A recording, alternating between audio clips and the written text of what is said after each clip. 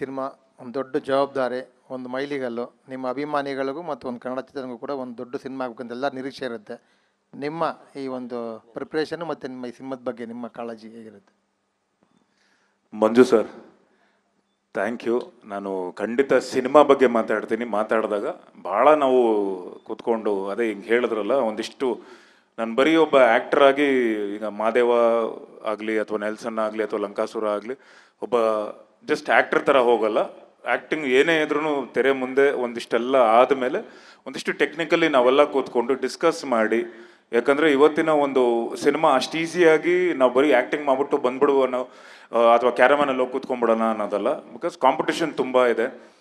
ಈಗ ನಾವು ಇಲ್ಲಿ ಈಗ 25ನೇ ಸಿನಿಮಾ ಇದು ಮಾಡಬೇಕು ಅಂದರೆ ಇಂಥ ಒಬ್ಬರು ಕರ್ಕೊಂಬರ್ಬೇಕು ಅಂಡ್ ಚೈತನ್ಯ ಸರ್ ಜೊತೆಗೆ ನಾವು ಕೆಲಸ ಮಾಡಬೇಕು ಅಂದರೆ ಒಂದಿಷ್ಟು ನಮ್ಮದು ಹೋಮ್ವರ್ಕ್ ಇರುತ್ತೆ. ಅದನ್ನೆಲ್ಲ ಮೀರಿ ನನಗೆ ಈ ಸಿನಿಮಾ ಒಂದು ಬೇರೆ ರೇಂಜಲ್ಲಿ ಏನು ಮಾದೇವ ಆಗಲಿ ಅಥವಾ ಏನು ನೆಲ್ಸನ್ ಆಗಲಿ, ಅದಾದಮೇಲೆ ಲಂಕಾಸುರ ಆಗಲಿ, ಅದಾದಮೇಲೆ ಬಲರಾಮನ ದಿನಗಳು, ಈಗ ಯಾವ ಥರ ಆ ದಿನಗಳು ಒಂದು ಛಾಪನ್ನ ಒಂದು ಮೈಲುಗಲ್ಲು ಆಯ್ತಲ್ಲ, ಆ ಥರ ಬಲರಾಮನ ದಿನಗಳು ಆಗುತ್ತೆ. ಈ ಒಂದು 25ನೇ ಸಿನಿಮಾ ನನ್ನ ಫಸ್ಟು ನಮ್ಮ ಟೈಟ್ಲ್ ಲಾಂಚ್ ಆಗೋ ದಿನ ನಾನು ಹೇಳಿದ್ದೆ, ನನ್ನ ಬೆವರೆಲ್ಲ ನನ್ನ ರಕ್ತ ಸುರಿಸಿ ನಾನು ಕೆಲಸ ಮಾಡಿ, ಯಾಕಂದರೆ ಪದ್ಮಾವತಿ ಸಿನಿಮಾ ಕಡೆಯಿಂದ ನನಗೆ ಟೈಗರ್ ಅನ್ನೋ ಬಿರುದು ಬೇರೆ ನಮ್ಮ ಹೋಮ್ ಮಿನಿಸ್ಟರ್ ಸಾಹೇಬರು ಬೇರೆ ಅವ್ರ ಕೈಯಿಂದ ಕೊಟ್ಟರು. ಸೊ ಹಾಗಾಗಿ ಅದನ್ನು ನಾನು ಉಳಿಸ್ಕೋಬೇಕು, ನಾನು ಕೆಲಸ ಮಾಡ್ತಾನೆ ಇರ್ತೀನಿ. ಸೊ ನಿಮ್ಮೆಲ್ಲರೂ ಆಶೀರ್ವಾದ ಇದೇ ಥರ ಇರಲಿ, ಒಳ್ಳೆ ಸಿನಿಮಾಗಳು ಕೊಡಬೇಕು ಅನ್ನೋದು ನನ್ನ ಒಂದು ಇದೆ ಸರ್. ಕರೆಕ್ಟಾಗಿ ಹೇಳಿದ್ನಾ? ಅಷ್ಟೇ, ಅದೇ ತಾನೇ ಕೇಳಿದ್ರಿ? ಹೌದು ಹೌದು. ಚೈತನ್ಯ ಸರ್, ಆ ದಿನಗಳಿಂದ ಶುರು ಮಾಡಿದ್ರೆ ಇವತ್ತು ಬಲರಾಮನ ದಿನಗಳು ಬಂದಿದ್ದೀರಿ. ಇದು ಯಾರ್ದಾರು ಗ್ಯಾಂಗ್ಸ್ಟರ್ ಕಥೆ ಇರುತ್ತಾ, ಏನಾದ್ರು ಆ ಥರ ಏನಾದ್ರು ಇದೆಯಾ ಅಂತ? ಸರ್, ಇದು ಯಾವುದೇ ಗ್ಯಾಂಗ್ಸ್ಟರ್ ಮೇಲೆ ಆಧರಿಸಿದಂಥ ಸಿನಿಮಾ ಅಲ್ಲ, ಇದು ಬಯೋಪಿಕ್ ಅಲ್ಲ. ಇಲ್ಲಿ ಬರುವ ಯಾವುದೇ ಪಾತ್ರಗಳು ನಿಜ ಪಾತ್ರಗಳಿಗೆ ಹೋಲಿಕೆ ಇದ್ದರೆ ಅದು ಬರೀ ಕಾಕತಾಳೀಯ ಹೊರತು, ಏಕೆಂದರೆ ಭಾರತದ ಭೂಗತ ಜಗತ್ತಲ್ಲಿ ಸಾಕಷ್ಟು ಕಥೆಗಳಿದ್ದಾವೆ, ಅವೆಲ್ಲವ ಸ್ಫೂರ್ತಿ ಇದಕ್ಕಿರುತ್ತೆ. ಆದರೆ ಇದು ಕಾಲ್ಪನಿಕ ಕಥೆ ಅನ್ನೋದನ್ನ ನಾನು ಸ್ಪಷ್ಟವಾಗಿ ಹೇಳೋಕ್ಕೆ ಇಷ್ಟಪಡ್ತೇನೆ. ಸಂತೋಷ್ ಸರ್, ಒಂದು ಹಾಡು ಕೇಳಕ್ಕೆ ಎಲ್ಲರಿಗೂ ಆಸೆ. ನಿಮ್ಮ ಧ್ವನಿಯಿಂದ ಒಂದು ಹಾಡು ಹೇಳಿದ್ರೆ somebody told him. ಅವ್ರು ಕೇಳಲಿಲ್ಲ ಅಂದ್ರು ನಾನು ಪಕ್ಕ ಹಾಡ್ಸಿ I knew it. ಅದು ಆಕ್ಚುಲಿ ಅಭಿಮಾನಿಗಳು ಕೇಳೋದು, ಕೇಳ್ತಿದ್ದಾರೆ. At your own risk. We are ready for that sweet risk actually. Which song? Anything? Water Packet. Oh, thank you. Thank you. When Dhanush sir called me to sing the song, I was like, Rahman sir, such a legend. Do you want me to ruin his glorious career? And they were like, okay, it's okay, you can sing, it'll be good. And thank you, Rahman sir. I don't have words to thank him. He's such a legend. I've said this many times.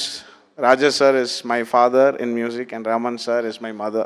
That's how I consider them. So thank you so much for the opportunity. Here we go. Please turn off all the cameras if you don't want to be shocked later.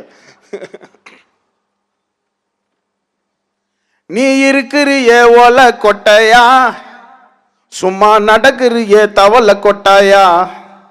நீ இருக்கிறியே ஓல கொட்டையா, சும்மா நடக்கிறிய தவள கொட்டாயா. மஜவாய் நிக்கிறிய பஞ்சு முட்டாயா, ஆமா பஞ்சு முட்டாயா, ஐயோ பஞ்சு முட்டாயா. மஜவாய் நிக்கிறிய பஞ்சு மிட்டாயா, ஆமா பஞ்சு மிட்டாயா, ஐயோ பஞ்சு மிட்டாயா. சோஜாவாய் நிக்கிறிய ஓமடியில் சாஞ்சு, வாட்டம்மா எடுக்கிறிய வாட்டர் பாக்கெட்டு மூஞ்சி.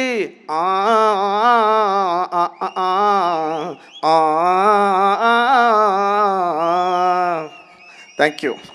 Amazing sir, seriously. That was so bad. No, it was really beautiful. ಚೆನ್ನಾಗಿತ್ತಾ ಇಲ್ವಾ? My entire family comes in a video, like they will watch this and they'll troll me for 2 days. I could literally see my wife and daughter in the air. Santosh sir, Kannada song ಯಾವ್ದಾದ್ರು ಬಯಟ್ ಆಗಿದೆಯಾ sir ನಿಮಗೆ? Kannada song ಯಾವ್ದಾದ್ರು? No. Okay, next ಈವೆಂಟಲ್ಲಿ 8 songs I will sing. From ಇಲ್ಲ ಖಂಡಿತ ಆಗಲೇ ಒಂದು ಹೇಳಿದ್ರು ಕನ್ನಡ ಗೊತ್ತಿಲ್ಲ, ಬಟ್ ಈ ಸಿನಿಮಾ ಮುಗಿಸೋ ಅಷ್ಟರಲ್ಲಿ ನಾವು ಸಿನಿಮಾ ರಿಲೀಸ್ ಇವೆಂಟ್ ಅಂತ ಮಾಡ್ತೀವಲ್ಲ ಅವತ್ತು ಖಂಡಿತ ಯಾರು ನೀವು ಸಮಯರವರು ನೀವು ಹೇಳ್ಕೊಡಲ್ಲ, ಖಂಡಿತ ಕನ್ನಡ ಕಲಿತಾರೆ, ಕಲಿತು ಅವರೇ ಮಾತಾಡ್ತಾರೆ. But I like the Magadeshwara song, that Ninna Pujege. But I'm not going to sing, but I love the song.